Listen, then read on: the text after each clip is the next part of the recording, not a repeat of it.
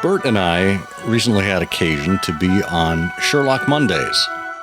That's the special biblio-adventure discussion and live video that Ed Pettit runs for the Rosenbach Museum and Library. And during that time, we talked about the Blue Carbuncle, and specifically the introduction to the Blue Carbuncle that Christopher Morley wrote in 1948. And we reminisced about an earlier episode in which we talked about that. And I thought, what a great time to bring that essay back, because Bert did such a wonderful job in the reading of it the first time around.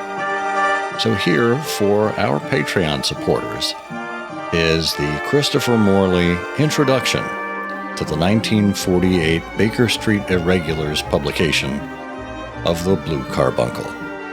If you'd like to hear the entire thing, simply support us on Patreon, patreon.com/IHearOfSherlock.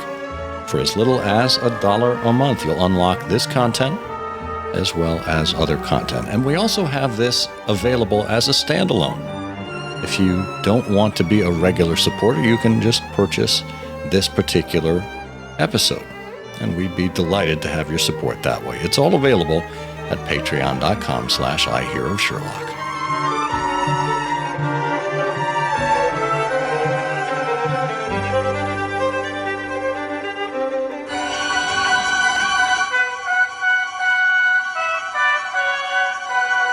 Bert and I recently had occasion to be on Sherlock Mondays. That's the special biblio-adventure discussion and live video that Ed Pettit runs for the Rosenbach Museum and Library.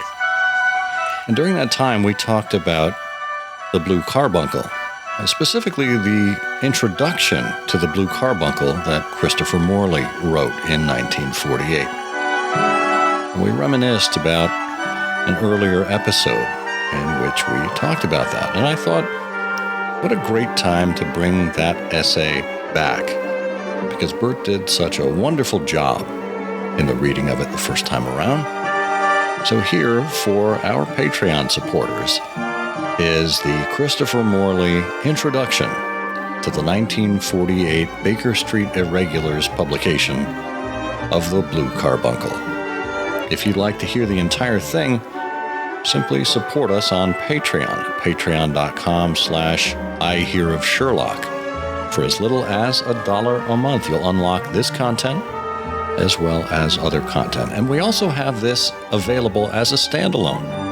If you don't want to be a regular supporter, you can just purchase this particular episode, and we'd be delighted to have your support that way. It's all available at patreon.com/IHearOfSherlock.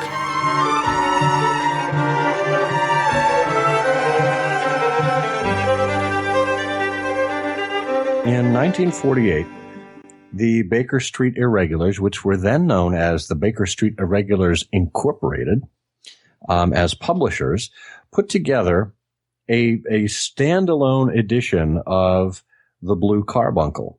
And it contained an introduction or a kind of a frontispiece by none other than Christopher Morley, and it's called in the deluxe edition. It's called the Blue Carbuncle, or the Season of Forgiveness. However, Bert is going to read a version of this, and I believe it's largely the same version out of the Standard Oil Company, which is an anthology of writings about and by Christopher Morley that was edited by Stephen Rothman, who is none other than the editor of the Baker Street Journal, one of our sponsors. But this is a piece that Morley really sums up his thoughts about the Blue Carbuncle. And again, it's found in the Baker Street Irregulars 1948 edition, as well as the Standard Oil Company. So, Bert, take it away. Thank you. Do your best, Christopher Morley. Thank you. Well, I have listened to a couple of recordings of Chris Morley, but I am far from a Chris Morley imitator, so I'll just do this in my own voice. A Christmas Story Without Slush by Christopher Morley. Surely one of the most unusual things in the world. A Christmas story without slush. It makes me sad. to think that the one perfect reader for it, the man who more than any other would have delighted in its economy and skill, never saw it. I mean, of course, Charles Dickens. How much Dickens might have learned from it if he'd been capable of learning. I'm quite serious when I say that as a story, The Blue Carbuncle is a far better work of art than the immortal Christmas Carol. The latter, canonized by over 100 years of sentiment, is more legendary than legible. It contains deathless scenes of sheer genius, but all clanked and labored together by a heavy drag of mechanical framework. And as a collector, I would rather have Sidney Paget's original drawings for this story in the old Strand magazine for January 1892 than Leech's color plates for the Carol. How long does it take for any piece of writing to become a classic? There are still fine old people in their 70s and 80s who must remember reading The Blue Carbuncle in that old magazine with its pale blue cover picturing Southampton Street Strand, or in the Harper edition of The Adventures of Sherlock Holmes, autumn 1892. Harper tried, as nearly as possible, to imitate in cloth binding the blue tint of the magazine. Readers thought of it naturally as just another adventure of Sherlock Holmes. It never fell into the trade's most profitable groove as a Christmas story. It was a just after Christmas story, and it was good entertainment. They didn't, and mostly readers shouldn't realize, it was superb art. It hasn't a word too many or too few, and it doesn't rely, like O. Henry's famous Gift of the Magi, on sleight of hand. It nowhere breaks its chosen mood. It's interesting, by the way, to reflect that both Dickens and Doyle were about the same age, say 31 or 32, when Carol and Carbuncle were written.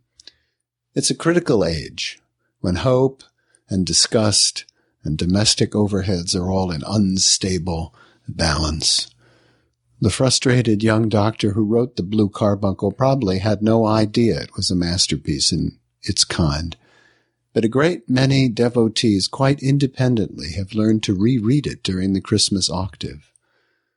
I used to wish that Franklin Roosevelt would sometimes vary his widely publicized habit of reading the Carol aloud to his family on Christmas Eve. After all, he was also a Baker Street Irregular, and if I know anything about families, the younger generation would have enjoyed the change.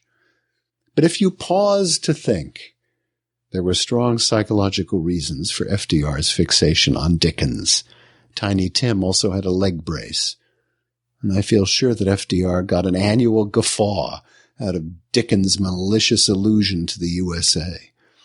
Even in his little homily of love, Dickens, like Jack Priestley, couldn't resist a barb for the gigantic daughter of the West. Scrooge, you will remember, found some of his fiscal paper as worthless as, quote, a mere United States security.